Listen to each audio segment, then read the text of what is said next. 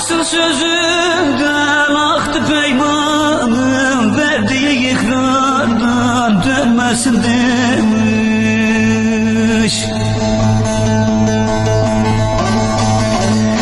Caymasın sözünden aktı peymanım, verdiği ikrardan dönmesin demiş. Verdiği ikrarda gülüm dönmesin demiş.